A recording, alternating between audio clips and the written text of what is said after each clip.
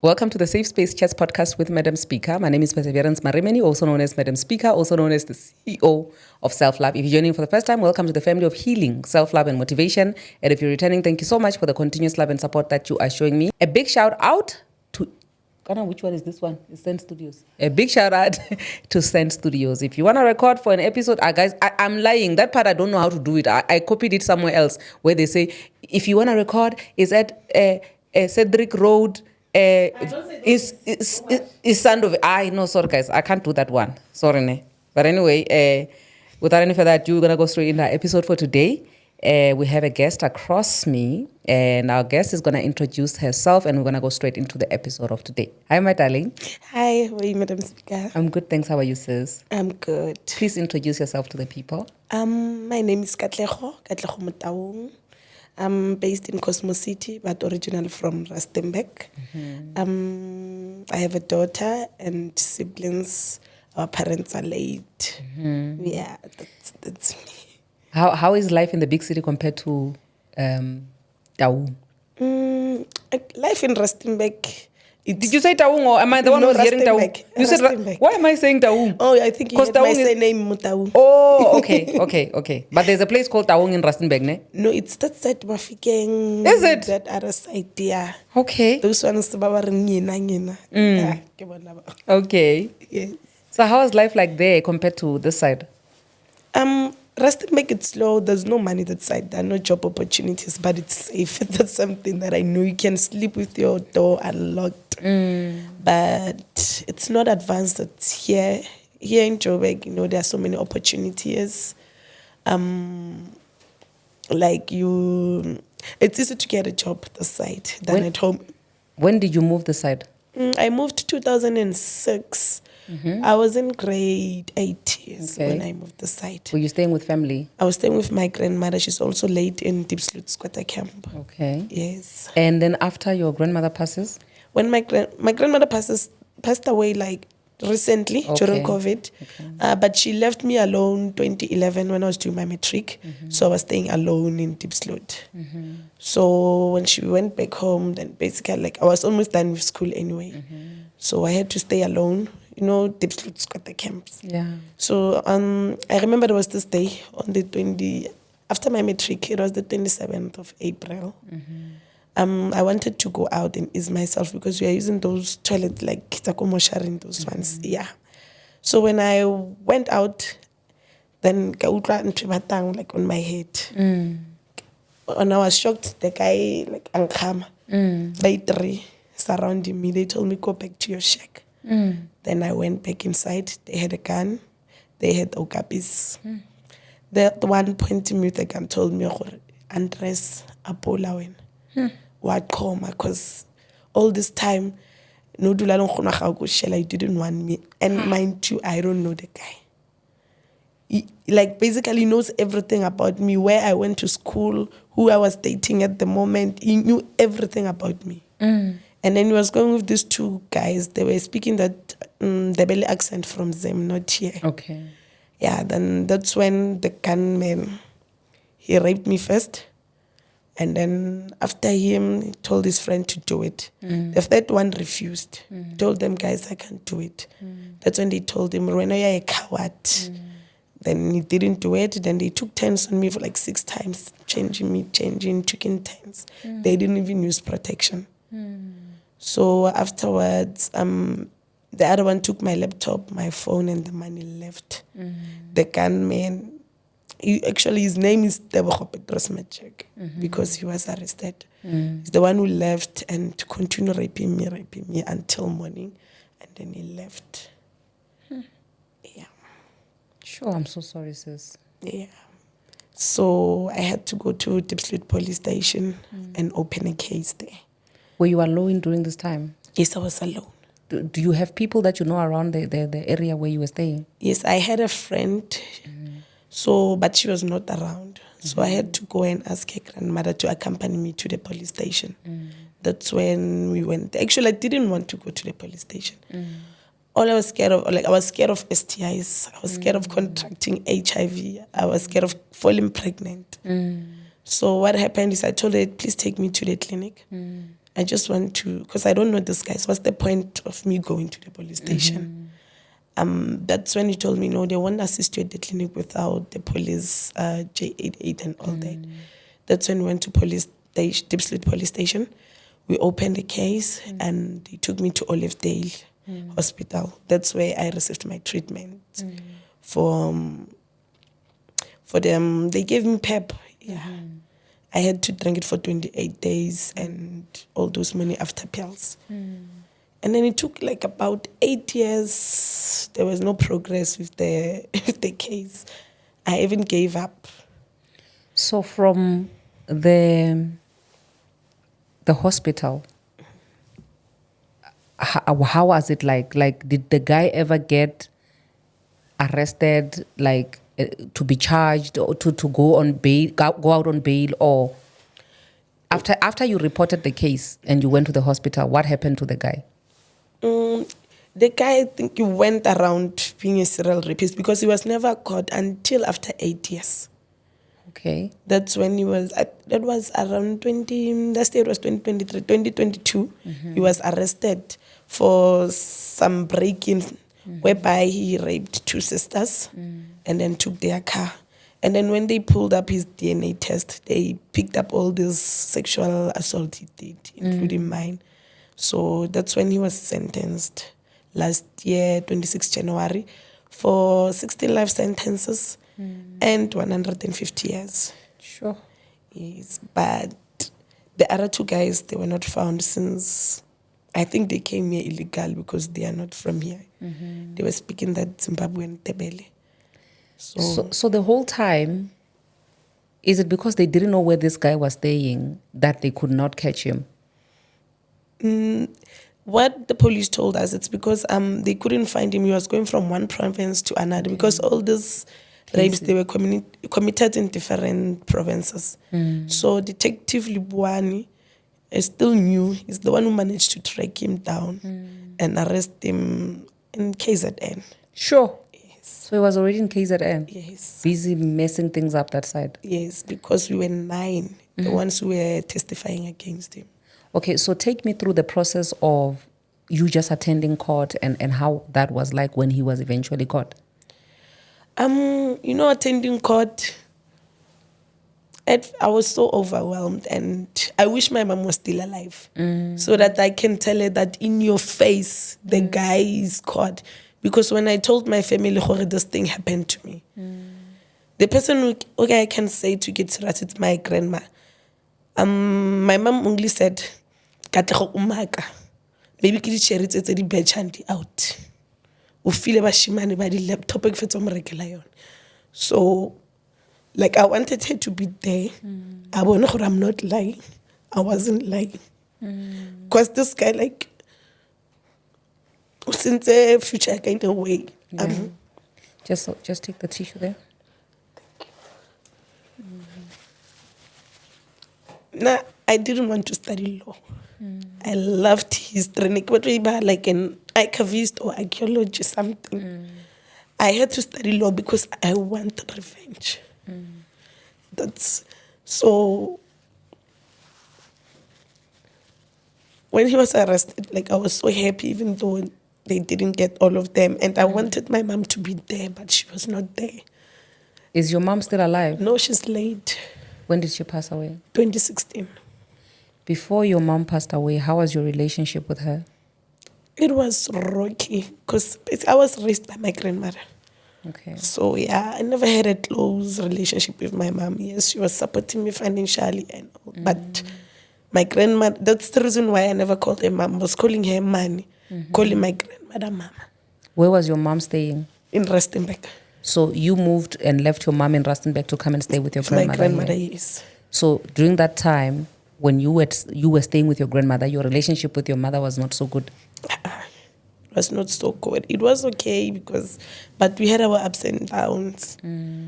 Because there were times whereby we had a fight before she passed away. I think it was 2015 December. And then she didn't speak to me for like 6 until she got an accident the following year, I think it was on the 7th of April when she was involved in an accident. And a C6 and C7 were broken. She couldn't walk, so she was admitted in hospital for 6 months until she passed away. That's when I started talking to my mom during those hospital visits. We never spoke about all those things because everyone was like wishing her to recover and come back home. And she was not going to come back. And yeah. Sure. I'm so sorry for your loss, but at least you got to make peace with her before she passed. Ne? What was the first thing that was going through your mind when you told your mom and she didn't believe you? You know, I was like, okay, I know this woman. Because I felt like she loved my brother more than I. Because there were sometimes when she, okay, it's the one we rebel told. Why would you do that? I felt like maybe she had anger, or maybe my dad left her early pregnant because she was still in school doing her matric. So maybe she was projecting the anger towards me. So I never understood what's happening, because there were times she would tell my grandmother, when rata Katlego too much, I think even this house, it's under her name. When you die, she'll throw us out. Like those comments. Yeah. Did you ever have a relationship with your dad? No, we don't have a relationship. Sure. And the issue of feeling like your mom is projecting her anger, is misdirecting it from your dad to you. Did you ever address it while she was still alive? Even when you were having an argument? Because my mom, it was those parents were like, you don't talk to me like that. I'm your elder. Don't ask me that. Like she would dismiss everything that I wanted to say. There's a lot of things that I still want to tell her, but anyway, she's not here, so yeah, we move. So yeah, as I was saying, Hore, during the time when you told her and she didn't believe you, how did that make you feel? You know, I felt broken and I was so hurt. Like this woman gave birth to me. Why can't she believe me? And like we were back at home in Rustenburg and my grandmother was there, so I didn't feel, because my grandmother, like, she loved me. Yeah, so since she was there. Do you think that maybe parents not believing their children is what is discouraging us, to say, if my mom doesn't believe me, then who would believe me?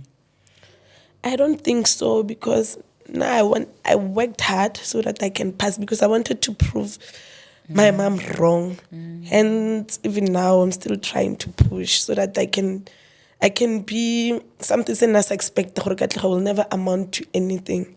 So I think that thing is pushing me to work hard and prove that wrong. Yeah. But have you forgiven her? Or are you working on it? I'm working on it. You're working on it? Yes. I think it's going to do you more good than harm to, put more effort in finding ways to heal from the pain that your mother has caused you, because either way, she's not here anymore. So you are the only one that is left. So I always say that regardless of whether you want somebody to know that they've hurt you and you have not forgiven them, even if they are alive, it doesn't make any difference if they don't feel the pain or they don't feel like they did you wrong. So you have to release yourself and don't pressurize yourself. Don't be too hard on yourself. Just say, out of the things that I wish to do for myself, forgiving my mom is one of them, and always keep it at the back of your mind that at some point I have to just think about my mom and everything, and it doesn't hurt me anymore. And you will overcome that. Okay. So during the time when you were saying that when he was found guilty and sentenced, when you felt like, I wish my mom was here, how was it like for you? Were you able to see other people, other victims take the stand, or the day when you went there, other victims were not there?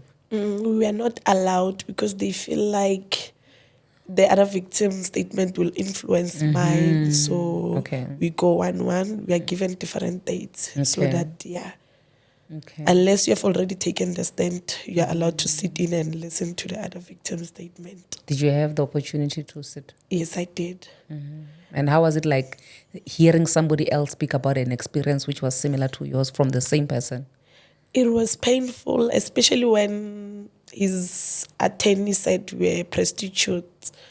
Because it was like, my client used to buy prostitutes, so you guys are one of them.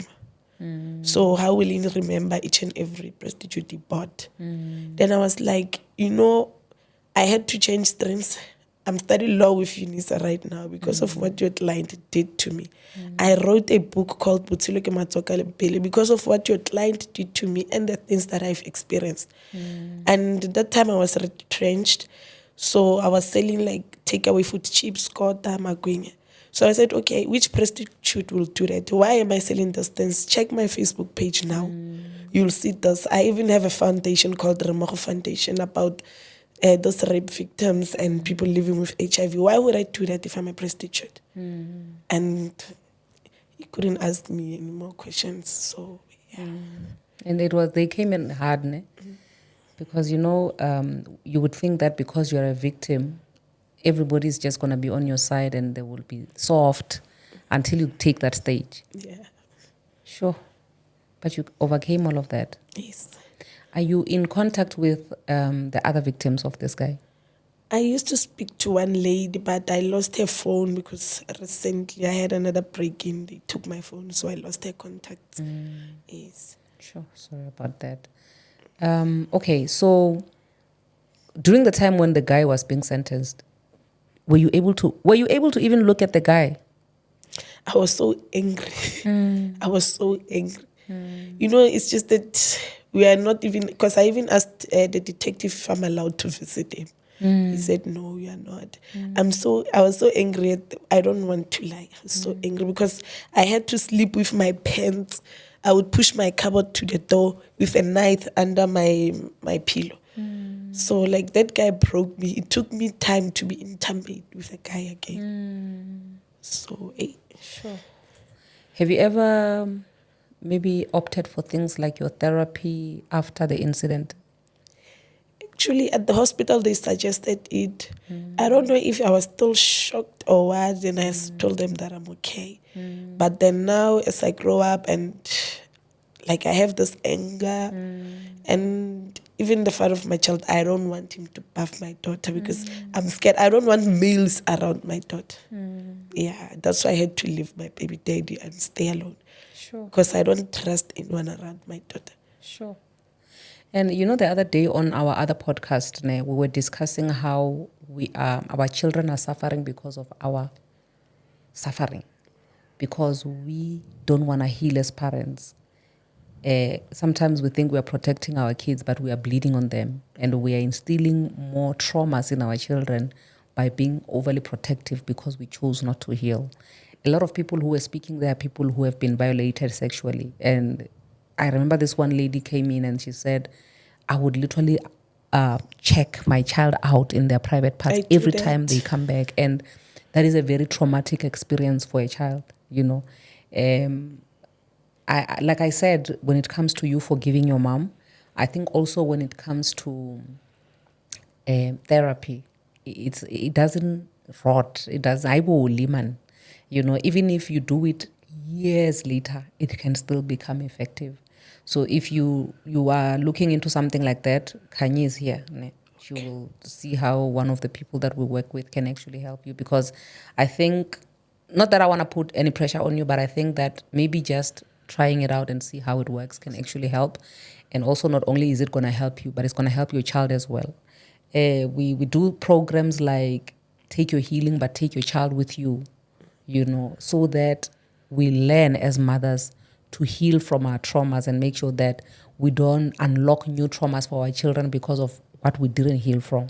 So this is definitely something that I feel like you should take part in, you know, where you get your healing and you have your daughter in mind to say, I never want my daughter to experience any of the traumas that I experience, and I don't want her to experience secondhand traumas.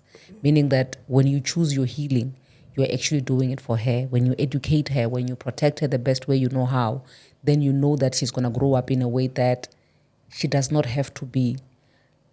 You know, in my culture, they call it chiguru or dada. It's literally being scared of the dark when there's nothing there. Because then you are also going to rob your child from having a beautiful life. That means that when your life is being messed up because of your experiences, you are also messing up your child's life because of your experiences, of which that is not fair.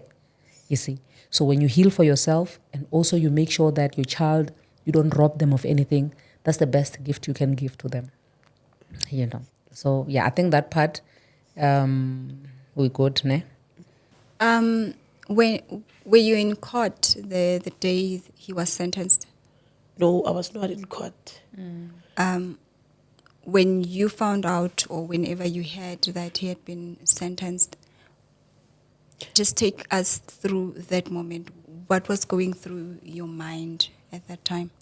When it happened, Detective Libu sent me the picture of the sentence signed by the judge. And he told me that we are done with the case and the judge has sentenced the guy.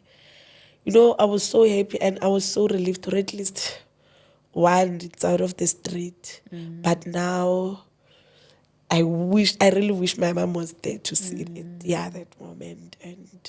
But I'm happy that I got justice, even though the other ones were not arrested. It's okay, but Detective Libby came through for us. Yeah. Okay, so after this guy has been sentenced, what happens after that?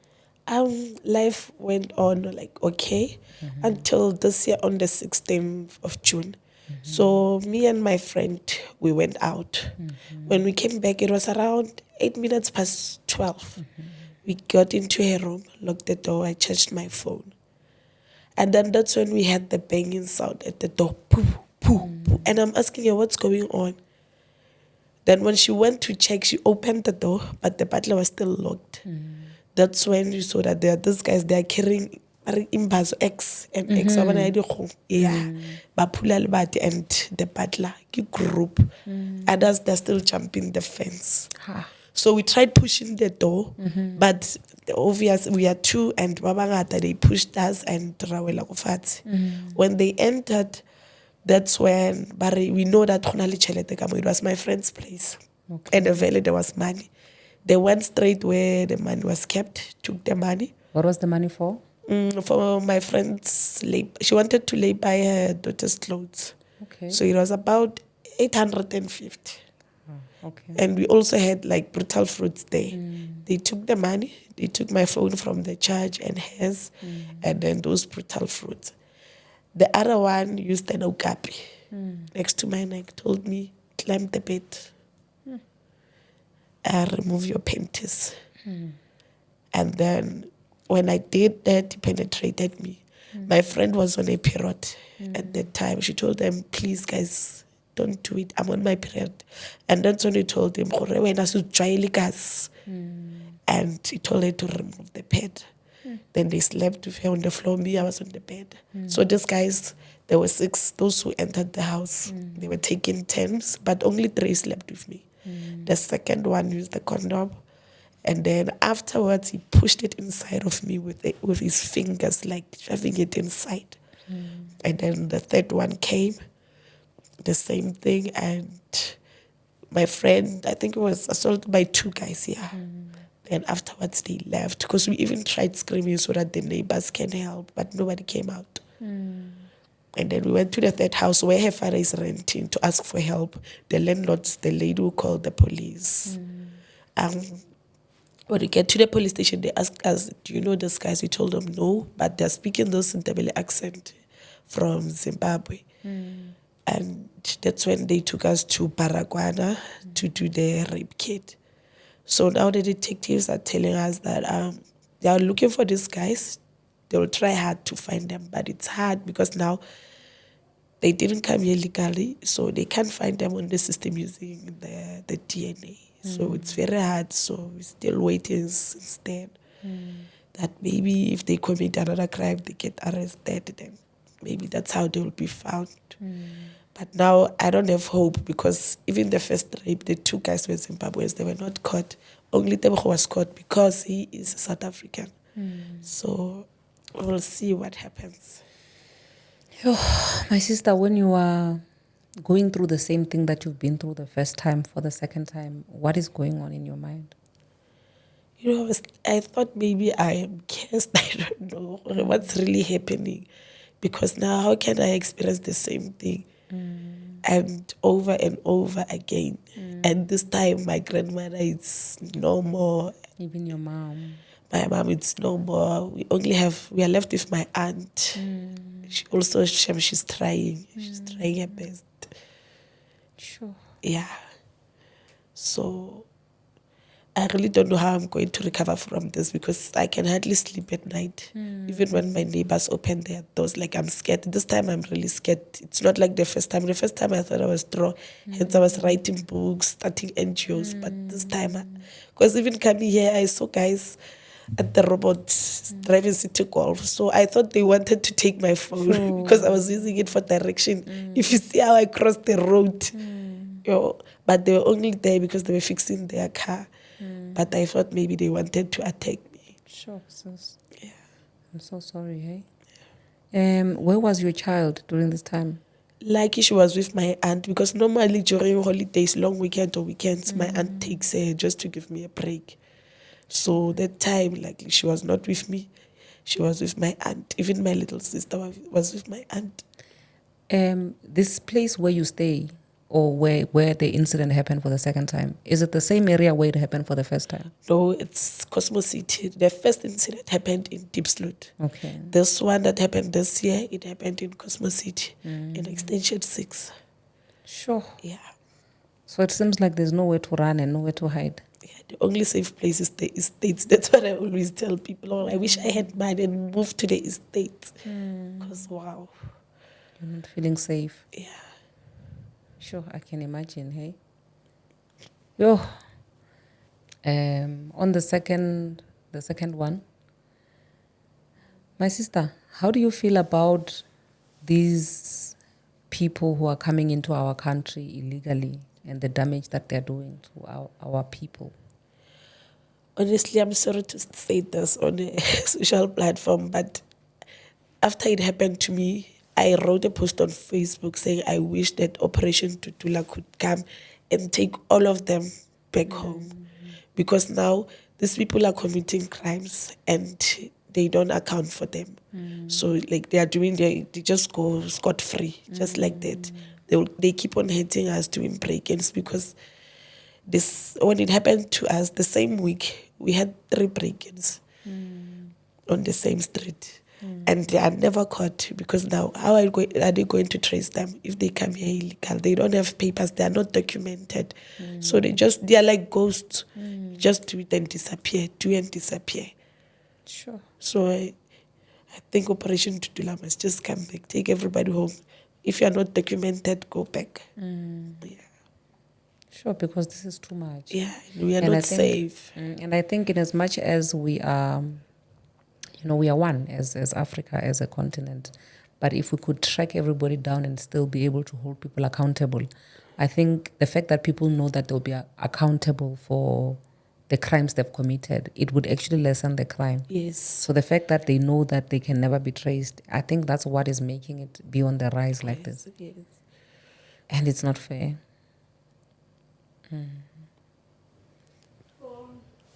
For someone who's been through what you've been through, for someone who's been sexually violated, what is your take on people that actually falsely then accuse people of the same crime?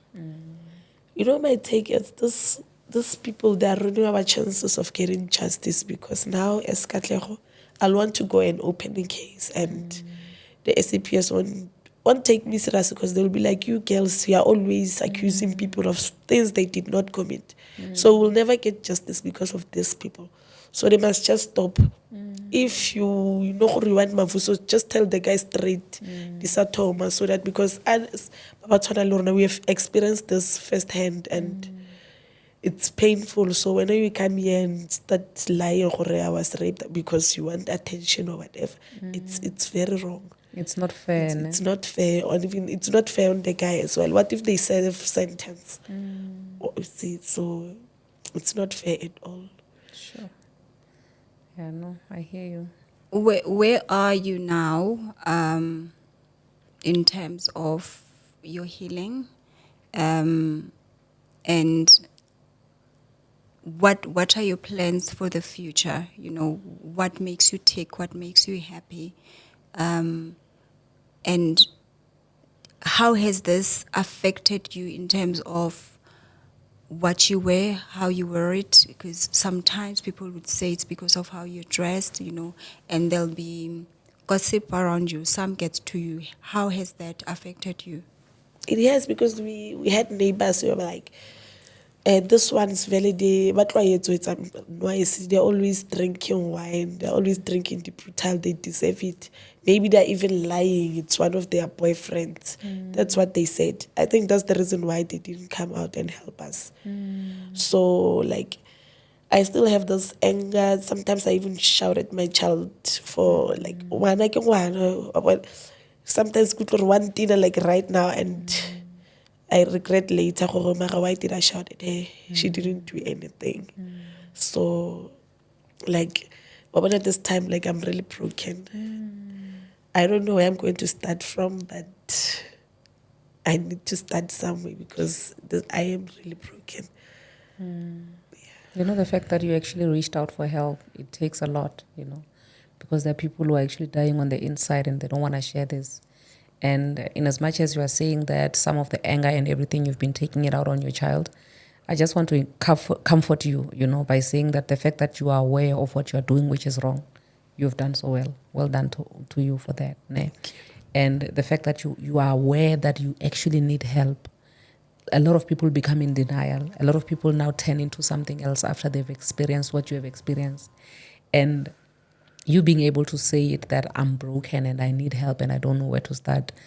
There's a saying, I think it's in all cultures and all languages, which say, "Ngwana salle ngokgwela ka tharing," And the fact that you are here and you are saying, I need help. I do believe that even from the people who are watching at home, people are going to reach out to see how they can help you. And also with the resources that we have as well and the people that we're working with, we can try to see how we can help you going forward. Because I really wanted to ask about you moving, but I'm thinking to myself, because these are two different areas. The other one is around Soweto, right? Deep Sleuth, it's, yeah. The other one is, Cosmo City. It's not too far from each other. Yeah, they're not too far from each other. They're near Randbeck and Foy's. Yes. Yeah. So because these things happen, but in two different locations, it then says, even if I move to the next location, I'm probably going to have the same experience thing. unless if it's an estate, Yeah. But let's see how we can help. Let's see how we can help and also raise an awareness for other people out there, because I feel like this is too much to bear for one person. It's too much, But yeah, let's see how we do that. I just wish you healing, and I need you to understand that none of what happened to you is your fault.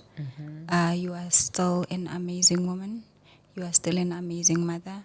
And should you need help, please do shout, and let's see how we can take this forward.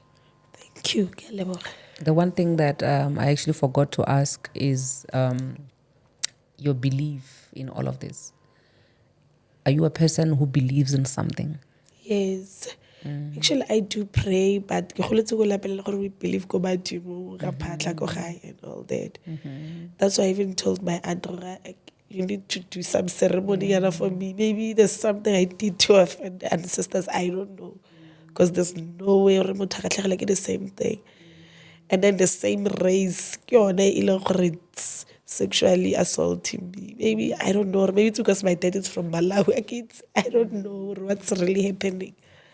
So I need answers that I don't even have answers to. So.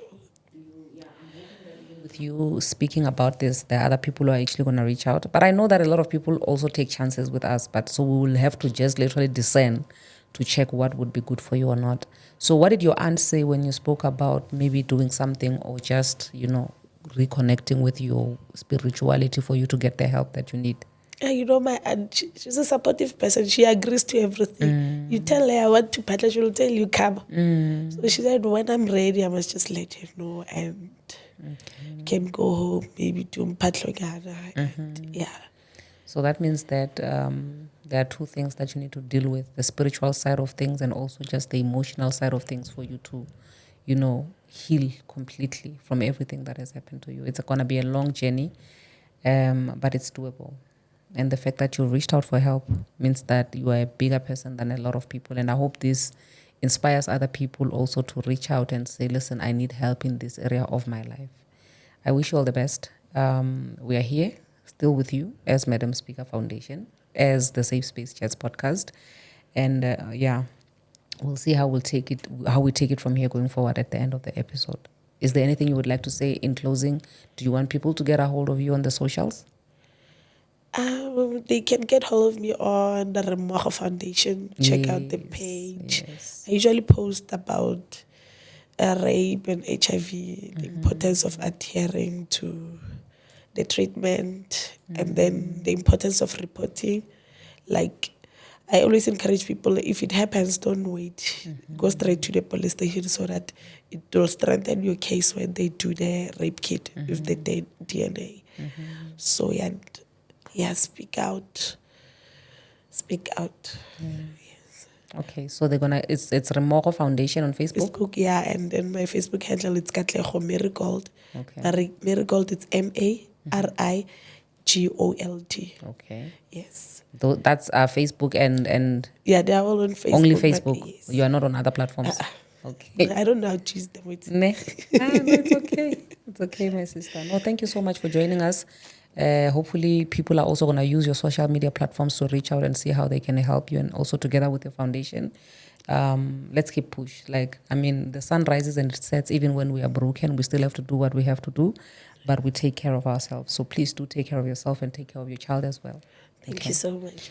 Hebazalwane, we've reached the end of today's episode. Thank you so much for joining in. This one, my heart is really sore, But thank you so much for joining in. If there's anything that you can do to actually help and support our guest, please do reach out to us. And a big shout out to Send Studios. I'll see you guys on the flip side. God bless you.